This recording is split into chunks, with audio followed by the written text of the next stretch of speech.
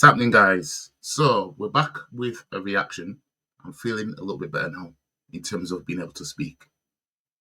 I said that, but you know how it is. Anyways, we're back with the reaction. And this is AFTV Julian.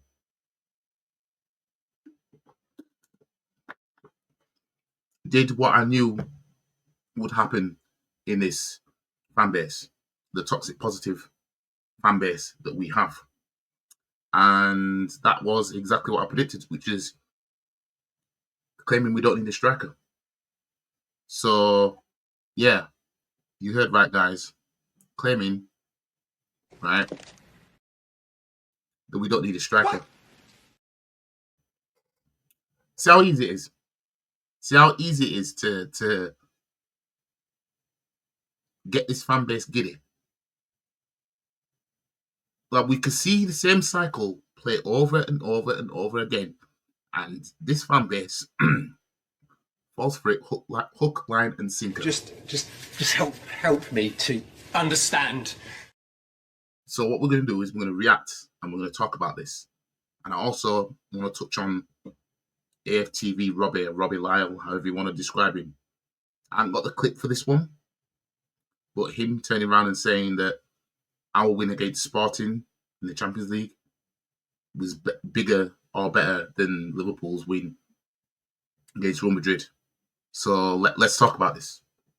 Sick of them sweatsuits and corny hats. Let's talk about it. So I'm going to share my screen. Now, the reason why the video looks like this is because I'm trying to do what I can. Because for some reason, having got this clip, I can't do anything with it. I can't edit it nowhere because it's corrupted. So I've had to manipulate this in the video player itself. Now, I couldn't flip it, so it's a mirror flip. So, and it's sped up. So anybody that's going to come in here crying about, I can't hear it properly because it's sped up, I can't keep up with it, blah, blah, blah. What you have to understand is there's a such thing as trying to avoid copyright. It's frustrating, I know, but we're not in them times where, depending on what channel you're reacting to, we're not in them times where you can just react to it to a clip on certain channels, because certain channels start crying. They have a system that allows them to cry about copyright. Like, fam, I don't give a fuck about the whole entire clip. I just care about a certain portion. Yeah, it's going to be flagged as copyright, so I have to do what I can. Anyways, let's get into this. I just wasn't able to do it in the same way that he did, because I can see the passes. I know where to pass the ball and how to pass the ball. I just didn't have the skill to be able to do it all the time when I got closed down. And what he does, he makes space when there isn't space, and then still has that vision. So there are similarities, but of course he's a far better player than me in most respects. It's nice to hear actually a bit of someone's betting you, such an Arsenal football player. It makes sense. Going forward, Man United, Julian, how are you ahead of that game? How are you feeling? Because I think you look at it on paper, Arsenal comfortably win that game. Well, you would have thought so, because I saw them last week against Ipswich, and they really didn't look much. And you think that this guy Amarin comes in, we saw what he did with Sporting, and then we saw what Sporting were like without him. And he's taken all his backroom staff, and I think within a few months he's going to get it right. But hopefully we see the United that we saw last week that was a complete shambles. Now, people are saying that we need a striker. A few people have come there, but I mean, for me, I just don't see it. Just by the... Stop it. Get some help. He knows people say we need a striker, and he says he doesn't see it.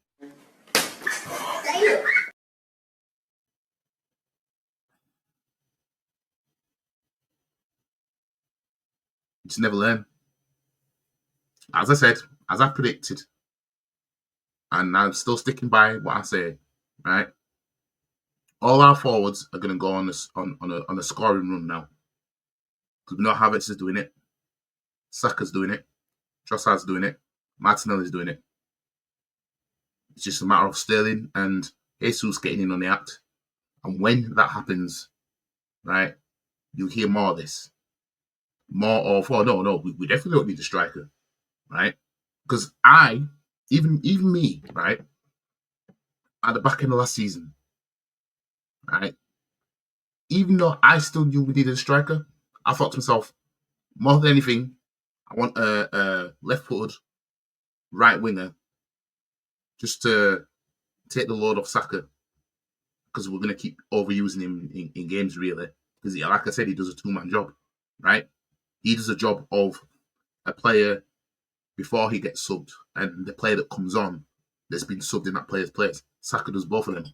Can't keep doing that. Can't keep relying on that. And I said, if we get a left-footed forward that's mainly a right-sided player, but can play up front, he can play up front, I take that. But I still knew we needed a striker. I still knew we needed it. But even I was fooled into thinking, well, everybody else can score. Everyone else, I'm struggling to speak. Everybody else is scoring. We just need to add somebody to it. And I wasn't bothered about an out and out number 9. I was bothered about somebody that can play there, but is mainly a right-sided player. But I learned my lesson quick, though, didn't I? I learned my lesson quick. So when the goals start drying up and the forwards aren't forwarding, then it'll be back to, we need a striker. Rinse and repeat. No wonder this club has only spent 65 million on forwards compared to every other position. So Victor Gyökeres, Isak, the only way any of them are coming in is if we're shifting out at least 2 forwards. That's what we'll do. Sterling, we won't sign him permanently, I don't think. And this is Bobby Jesus' last season, right? So that's 2 forwards out to get 1 in. That's what will happen. Watch. Argument of how many goals we're scoring. You have several strikers on the pitch that are coming into that position. See? And if you've got one striker and you bring in that kind of guy, and you'll talk about this 20 goal a season striker that people need, then what that does, it takes away the emphasis from other players on the pitch. And when you're scoring that amount of goals, how can you argue you need to change it? I think that's a fair argument. But I also think that last year, we had all that. We were scoring goals from all over the pitch, and we didn't end up winning the league. So I think fans may just want something different. It may not work, though, because I kind of agree. The striker that a lot of fans are speaking about, I don't think fits. No, we want somebody out and out. You know what I mean? We want somebody who's out and out. I'm a goal scorer. Like, I alone, I'm going to get you 20 plus goals. Out and out striker. But this fan base thought we were too good to get any of that because of all our forwards were scoring, pretty much. And that's the thing with this fan base. The system and takes away from the rest of the team. Yeah, but if you're going to use, we want something different from last season. Last season, how many points did we get? We lost it by 2 points. We lost it by 2 points. I believe we got 89 or 90 points. Now, I do look at the calculations all the time, and if we get the same amount of points that we got last season and play to the same levels, City aren't going to do it. Liverpool, yes, are going to be close, but for me, we're going to win the league if we get the same amount of points. So I don't want to change anything from last season. Well, let's just hope that happens then. I'm gonna leave it there because I don't want it to play the ending of the that video. But I'm struggling. Jesus Christ. But yeah, this is typical. This is typical. And it's gonna keep being like this. And it will keep being like this, and it will keep being like this. But hopefully this time we'll end up being victorious in the Premier League. And it will show, see, what we had was good enough. But like I said, if we don't, Isak's injury prone, that was my only worry about him anyway. But let's say if we sign Gyökeres in January, which will happen. Like I said, I will take Arsenal seriously that we actually want to win the league if we did that. But we'll have to see. Anyways, let me just get myself together. Right, now I'm back together now. Let's talk about AFTV Robbie. Now, I saw a clip. Couldn't find the original clip though. Well, it was when he was on DR Sports. And he puts our win against Sporting in the Champions League above Liverpool's against Real Madrid. And again, this is the toxic positivity I'm talking about. Right? How is beating Sporting Lisbon, who just lost their manager and backroom staff, how is that a flex over beating the current champions of Europe in your own backyard? How is our win a bigger flex? That's what I want to know. This is the same Real Madrid. Liverpool were 2-0 up against last season and lost 5-2. This is the same Liverpool that constantly lose Champions League finals to Real Madrid. Like Real Madrid, yeah, it was poor from them. They're the current champions, though. Imagine if it was us that did that to them. You know what I mean?